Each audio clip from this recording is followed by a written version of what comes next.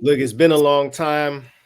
Shouldn't have left you, but we're back on the Believing Ravens podcast. I'm Khari Thompson. That's Daniel Wilcox. It's been busy. It's been heavy. A lot of stuff going on. It's good to see you again, though. How you doing, Wilcox? I'm great, Khari, man. It's awesome to be back, man. Let's do the daggone thing, bro. I think we're gonna have a hell of a year this year, a great season. We're gonna have a great podcast year this year between the two of us. I think we're gonna kill this thing. It's a mic drop year for us, baby. Let's go get this money. Absolutely. You know what though? It's funny you mentioned that because look, it's that time of year where we don't have a lot of stuff to talk about. So we're just over here talking about anything and speculating. And I just happened to see something the other day from one of my least favorite sports personalities, Emmanuel Acho, was talking about how the 2024 Ravens could be the 2023 Eagles, meaning that the Eagles went to the Super Bowl in 2022. Jalen Hurts showed out, good stuff, and then they didn't reach anywhere near those heights the next year. Right. Injuries to Jalen Hurts and just kind of like the team wasn't quite the same and what have you. But what's your reaction to that? I mean, my first reaction is obviously like, come on, man. Like, we really we're doing this already. Like, I know they lost guys. I know they lost Patrick Queen. That's going to be big. We'll get to Patrick Queen a little bit more later because we've been texting a little bit over time about Patrick Queen popping off now that he's over in Pittsburgh. Right. But I know there's no Patrick Queen. I know there's no Jadeveon Clowney. A couple of players that were really good for them defensively last year, but I just don't see the Ravens not being a contender next year. I just don't see it. Yeah, I mean, I agree 100%. If you said the 2023 Ravens or the 2024 Ravens won't be good. The 2024 Ravens were might be the 2023 Eagles. So the Eagles of last year, right? So, the Super Bowl the year before, and then they flamed out the next year. Well, I mean, you said it when we first started doing this podcast just now at the beginning of the show when you said, it's one of those times of year there ain't nothing to talk about. So you got to create content, and that's probably all he's doing. Ocho is just probably creating content. He's trying to strike a nerve, like he struck your nerve when he said that, right? That's what he's probably trying to do. He's trying to get people to strike a nerve, to get conversation started, to get it going. And it could easily be that. I just don't see the Ravens being that type of franchise or that type of organization. We just had put it like this right here. That won't be the Baltimore Ravens. They will not be the Eagles of last season. The Baltimore Ravens have something to prove, and they're going to come in this thing with a full head of steam. And one thing I can say is over the years, usually adversity will have the cream rise to the top. And the Ravens have had its share of adversity over the last 3 or 4 years. And hell, last week, even this week, we just lost Jacoby Jones, who was a huge part of the Super Bowl team back in 2012, right? Yeah. So now you got a guy like that that's a huge staple in Baltimore who's a huge part of that franchise. Every time I go back for anything Raven-wise, Jacoby's always there in full effect and just such a great personality. That alone will drive these guys to greatness this year. If nothing else, we're going to do it for Jacoby. So, like I said, I definitely don't see that being the Baltimore Ravens. I think Ocho is reaching. He's reaching for some content and to have something to talk about. And I think the Ravens is an easy pick. The first thing people hate on is who? Lamar Jackson. So every opportunity you get to hate on Lamar, to me, that's just another stab at Lamar. And I think Lamar is still the most phenomenal quarterback in the NFL. And I'm excited to see how this season is going to turn out for these guys. I think they've made some great moves in the offseason. I still think there's one more move to be made for them. I'm not sure what that move is going to be yet, but I think there's one more move they need to make to really shock the world, and they're going to make a Super Bowl run and probably bring this thing home this year. Yes, and I was wondering when we were going to get to it. I think I just want to get to it now. Like let's talk about Jacoby, right. Because I remember watching a lot of Jacoby Jones playing football, whether it was the Ravens, the Texans, what have you. Always that distinctive style and that distinctive way of running. It's just like you always knew when it was him. And I watched that Ravens team so closely that Super Bowl year, and the plays that he made in that game. You could make This is not at all, by the way, anything about Joe Flacco, because Joe Flacco was incredible during that Super Bowl run. But I mean, you could say Jacoby Jones, like that's your Super Bowl MVP. You know what I mean? He was mine. He was definitely mine. I mean, just, and especially for him to do what he did, especially for him to do what he did after that just like craziness, like at halftime, right? Or like, was it like the lights went out and like all that stuff? And then the first thing that happens is he comes in and does that. I mean, that's the thing to the house. Insane. 109 yards in the Super Bowl, never been done. Right.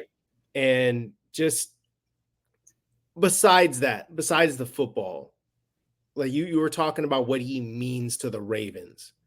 Just, I don't know, man. Like just talk about it. I'm gonna give you the floor, man. Jacoby is a staple. He's a household name. The mile high miracle. He caught the catch in Denver to take him to the Super Bowl that year. Yeah. To get him to the Patriots. To beat the Patriots and then get to the Super Bowl in San Fran. And then he had those two huge plays in the Super Bowl that everybody remembers, man. And Jacoby is. So from what I've gotten to see, I never got a chance to play with Jacoby. I retired in 2009. I think he came to the Ravens in 2011. Yeah. So a year and a half after I retired, he shows up. And the Ravens organization is almost like a casting call for a motion action film. They don't just recruit athletes. They don't just recruit players. They recruit guys who mental mindset fit into what a Raven is. Yeah. And Jacoby is an epitome of that. He's an exciting guy with great charisma, great personality, kept his nose clean, stayed out of trouble, and just went and played football at a high level every time he stepped foot on the field, and he brought energy with him everywhere he went. And he's the type of guy that goes into a room and this man is in the room because he's loud, he's funny, he's charismatic, he's silly, super, super, super silly. If you're feeling down on yourself at that moment, you won't be after Jacoby come in the room, man. Like, he's such a phenomenal guy, man. I met him, the first time I ever met him in person was about 4 or 5 years ago. The Ravens invited us back for an alumni football game, a flag football game. We played the game during the halftime of a Ravens game. So the team went out and played the first half. We come out at halftime, and we played against the firemen and the police officers in the city of Baltimore, just a charity event. Yeah. And I played quarterback that game, Kai. And my first throw was to Jacoby. He was on my team. He dropped the ball. He was like, man, I didn't know you could throw it that hard. So I told him, don't worry about it coming back to you, dog. The reason why I threw him the ball first, because the stadium was just as electric for him as they was for Ray Lewis when he came out and they mentioned his name. They called our names out and stuff like that. They got a little loud for Wilcox, but when the Jacoby came out, it was like an Ed Reed sighting or Terrell Thug sighting or Ray Lewis sighting in the city of Baltimore. And we played that game, and I wanted to get him the ball as much as I could just to make the fans happy, he did good that game. We had a great time. We enjoyed the whole weekend with each other. And then from that point on, every time I went to a Ravens event, it seemed like they tagged Jacoby, and he came to the exact same events I went to, and we had a blast, man. Like, I don't think I've ever laughed as hard as I laughed, when we went to Beach Bash 2 years ago.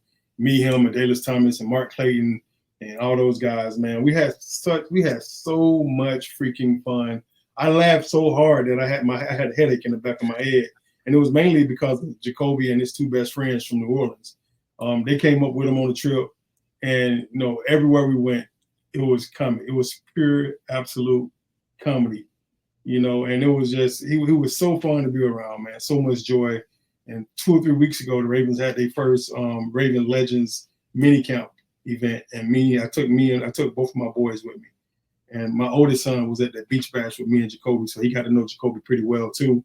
And we spent the whole week together, like 4 days together up at Ravens Legends camp just now.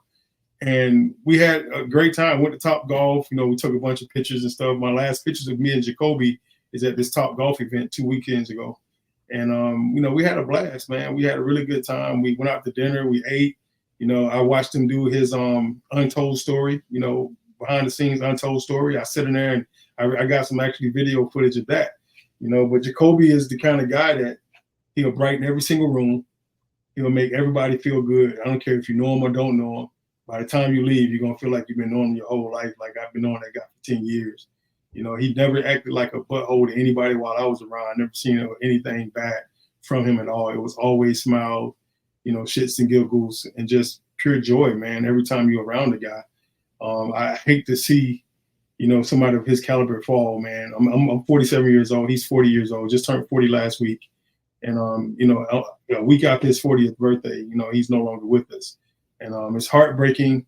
The city of Baltimore absolutely adored him. I mean, I always felt like a small fry around him. You know, even though he looked up to me, he was always like big bro and Cox. You know, Cox this, Cox that, but every time we was around anybody, everybody knew exactly who Jacoby was. He was a superstar in the city of Baltimore, and he will be dearly missed by everybody that knew him, everybody that ever played with him, everybody that didn't play with him, everybody that came into his presence. They will never forget Jacoby Jones. I guarantee you. JJ, wherever you at right now, my brother, you know, I know you're looking down on all of us. You have not stepped foot in front of anybody's presence and been around anybody where they didn't enjoy your presence, enjoy your laughter, enjoy your thoughts, enjoy your words. You know, we appreciate you. We love you, man, and we're gonna miss you. We're gonna miss you, man. It's another Raven player and another Raven family member that's down. You know, we lost quite a bit, like in these last 4 or 5 years, you know, from Saragusa, you know, to Darren Sanders, our head of security, you know, to Ed Carroll, our old equipment manager. You know, it's been a bunch of us, man, you know, falling, you know, to the wayside, man, these last 5 or 6 years, man. I'm just praying that, you know, this is the end, and maybe this is something that's gonna, you know, catapult greatness throughout the organization even more, you know. But I think it's gonna be a hell of a season this year. You know, I can already see the JJs on the back of everybody's helmet, you know. It's like, honestly, I feel like I don't even want to talk about football at this point. Like, Yeah. kind of having done that. I mean, you know, I remember, you know, I remember is, you know, obviously like the plays that he made, but like, you know, when he you know, ran the kickback and he did the squirrel dance, you know, and Yeah, then Ray Lewis dance. Yeah. and then when Ray Lewis came back for like his um you know, his like celebration the year after, so he retired, right? And he came back, and you know, Jacoby and like Ed Reed like met him out there, and you know, Jacoby did his like kind of special version of the squirrel dance. You know, he had like his own little sauce to it, Right. you know, but it's like that, you know, that just like felt like who he was. Like he was just, he had his own vibe, his own special energy. And I think that just when I listen to you talk about him, and you know, I think just generally, like, you do this profession, right? And everybody knows you for doing this thing. And in Jacoby Jones' case, you know, Ravens fans, you know, I saw them posting the highlights of all the best plays that you'll be missed. Like, you know, we'll always remember how you did this, you know, how you ran the kickback, or, you know, what you did in the Super Bowl, what you did in Denver. But it just strikes me, man, that's like, that's not even what you're not even talking about, none of that. And then it's like, the other thing was, it just struck me that when you're talking about him, you're still saying, oh, he is a class act, right? And it's like, he is great. It's got to be tough. I mean, it's like, we've all lost people, right? It's got to be tough to process that, right? This just happened, you know. And you mentioned, you know, this isn't the first member of the Ravens family. I don't know, you know, if you've lost, you know, former teammates before. Well, I mean, you know, Tony, right? You know, Saragusa, right? But it's like Orlando Brown too. He was the first one I lost after I retired. No, actually, Steve McNair was the first. Then Orlando Brown, then Tony Saragusa. You know. Yeah. But go ahead. No, absolutely. I was just about to turn it back over to you. I mean, like, I don't mean to torture you, but you spend this time with these people, and your brothers, you know, and brothers in arms, you know, in a way. You're out there putting your bodies on the line and going through so much physically, and you keep in touch with each other. You're really part of a fraternity for the rest of your lives. And then you find out, you know, that, you know, that one of them is not with you anymore. And Jacoby, you mentioned it's a guy that you didn't even play with, right, but he was part of the Ravens family. Absolutely. And I think it's just like, I don't know, man. Like it feels, it's golly got to feel like you lost your own brother. I have, man. I think a lot of us as pro athletes, we have this charisma about us. It's a certain charisma that kind of light up a room when you walk into a room. You almost come in a room and somebody know you're somebody, even though you just a regular guy, you know. But when you walk in the room, you know, people look at you like, who is that? You can hear them asking, is this such and such? Who's that? He looks familiar. Like, I think I've seen him before. Yeah, they probably never seen me before in their life, but I look familiar to him because it's an aura or a charisma that we walk into a room with. And Jacoby, you know, he was an avid Jordan guy. He loved freaking Jordans. Boy, he wore Jordans every day. Oh, I could see it. And one of his things that I noticed about his personality, almost every time I seen him, he had on a jersey, you know, and he would have on like these jerseys that you would never think you would have access to. Like he had on Lamar Jackson's high school jersey one time. I seen him, right? And it's like, how the hell do you get a Lamar Jackson high school jersey, you know? And it's weird stuff like that, you know. And but he special favor. Yeah, his character, man, was just, it was such a really just cool thing to be able to experience. Like my son, I feel like my oldest son, Tristan, fell in love with him when he met him. And then this last time I took my son, Julian, and Tristan with me.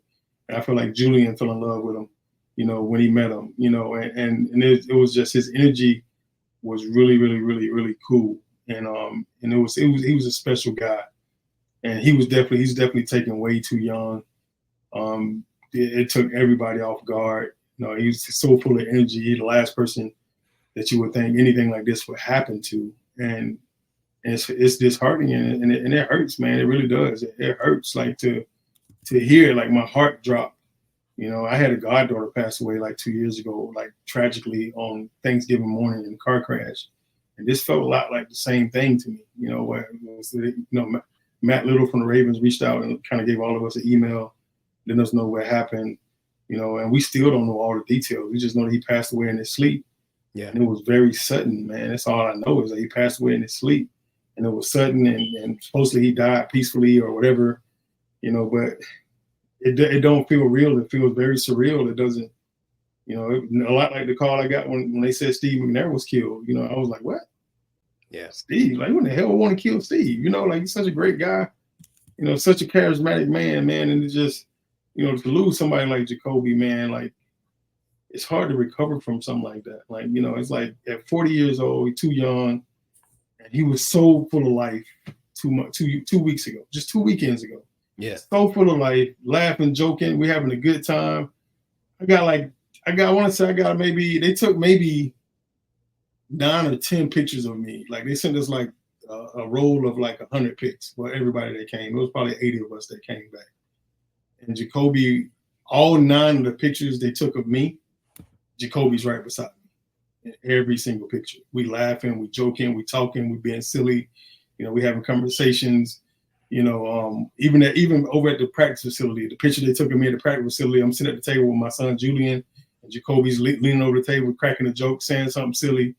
You know, then the videos I got on my phone, I feel like I ain't take pictures with none of my other teammates. I ain't even play with Jacoby, but I got freaking 15 pictures and videos with this dude, man. It's like, it's so crazy, man. Like, for us not to be together, have not played together, you know, you would have thought he was my brother for 10 years, you know, and he was an amazing guy. I got a picture sitting back there right now from one of the other events that we did together.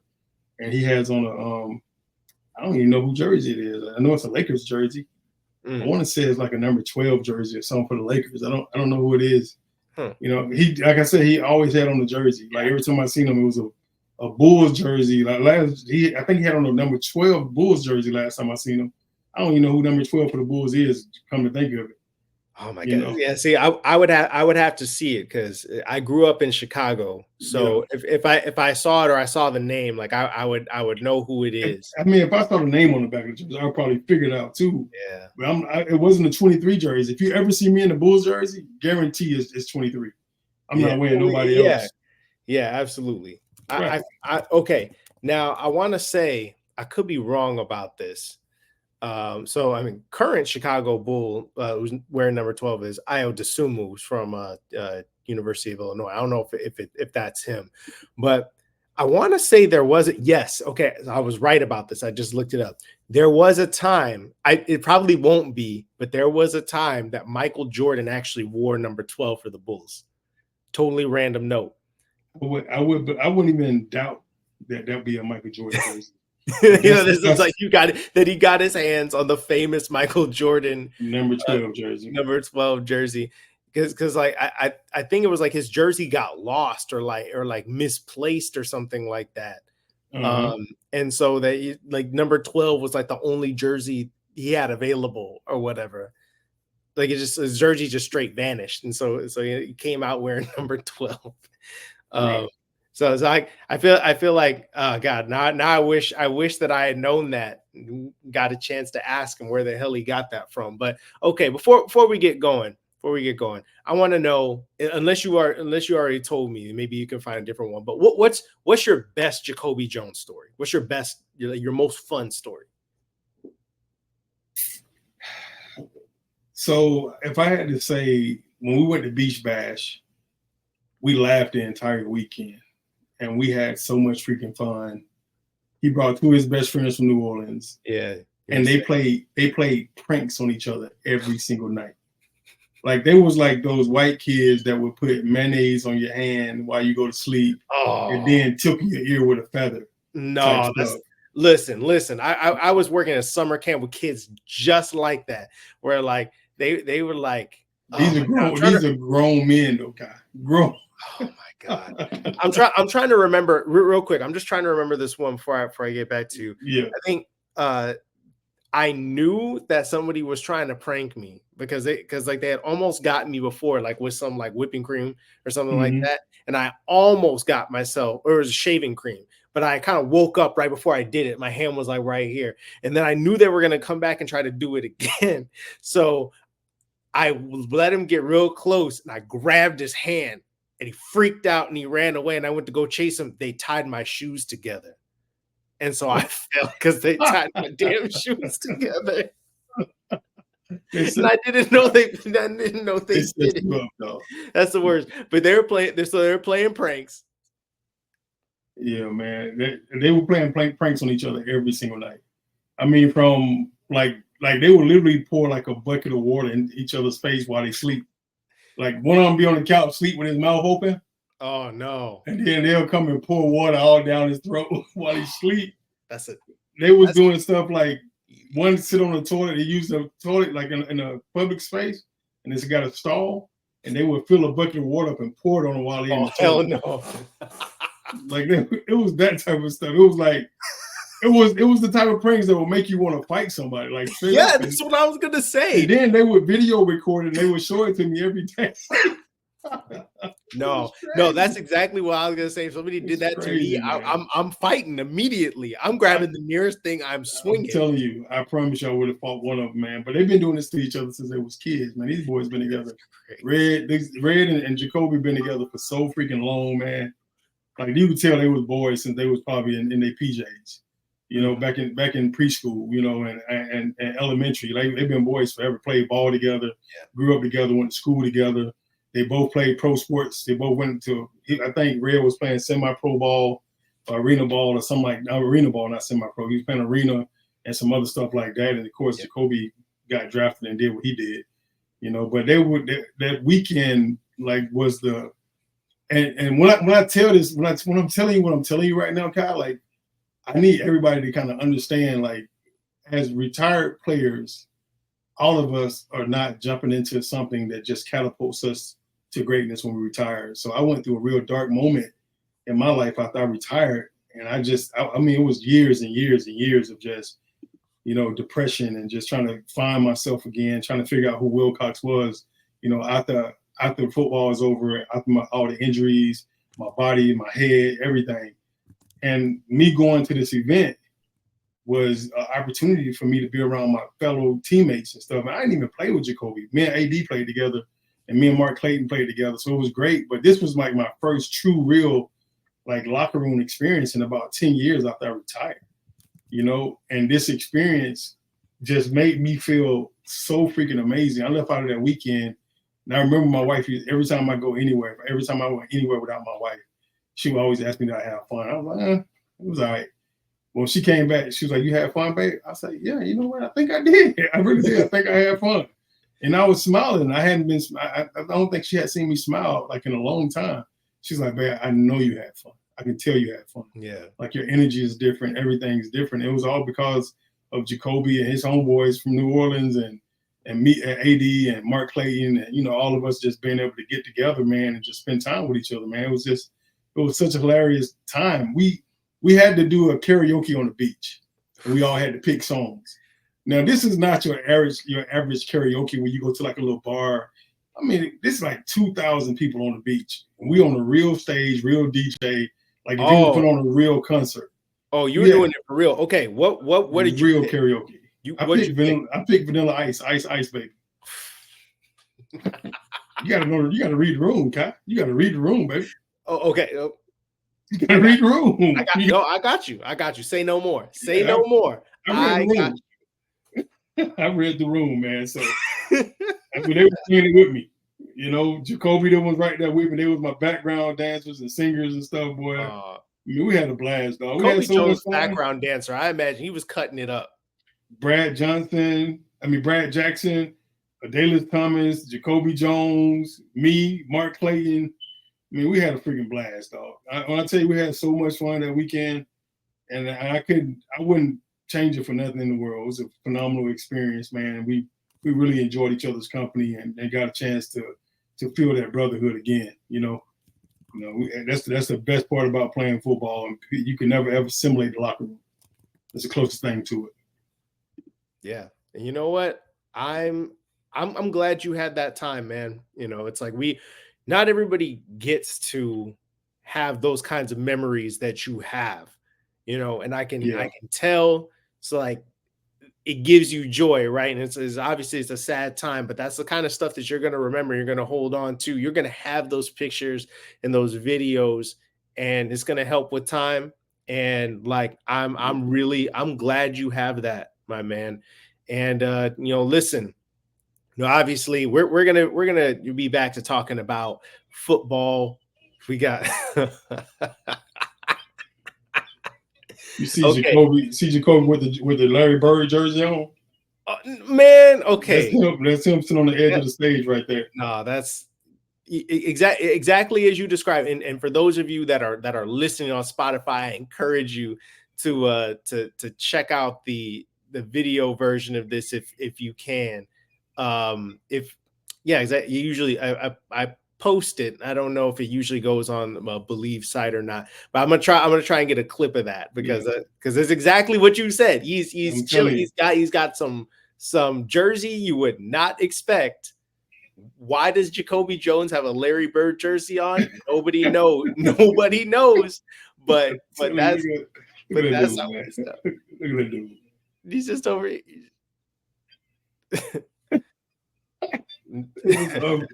Unbelievable, man. Unbelievable. Yeah. He was in the stands, danced with one of the fans and stuff. He went out in the audience and started dancing with one of the fans. It was funny, though. We had a great time, man. We really enjoyed ourselves. Yeah. But I mean, we needed to have this, man, because I know I've been meaning to talk to you about this and ask you about this, and I'm glad you shared everything you shared. It's like I know it's not an easy thing, but listen, sometimes you got to do real stuff. And we're over here doing real talk today. We're gonna get to football because training camp is literally like next week, so there's gonna be plenty of time for football. But sometimes you gotta talk from the soul a little bit. So I'm glad we got a chance to do that, and I can't wait for us to kind of get back on this horse, do some football talk. A lot of haters out there on the Baltimore Ravens right now because they got nothing better to do, but here's hoping the Baltimore Ravens do what they've been doing the last couple of years, and that is just win and keep on getting better and better every time. This has been the Believe in Ravens podcast. I'm Khari Thompson. That is the man, Daneil Wilcox, with the fresh background, by the way. Like I see what you got going on back there. Thanks, God. Thanks, man. I did it myself. I was bored one day. I said, let me make something happen.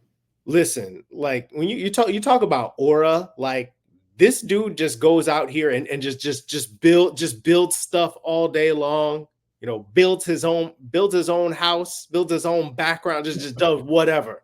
Right? That's the man. Yeah, man. That is the man right there. And I'm looking at having you back on with me next week and for many weeks to come. Talk about some football. Peace out.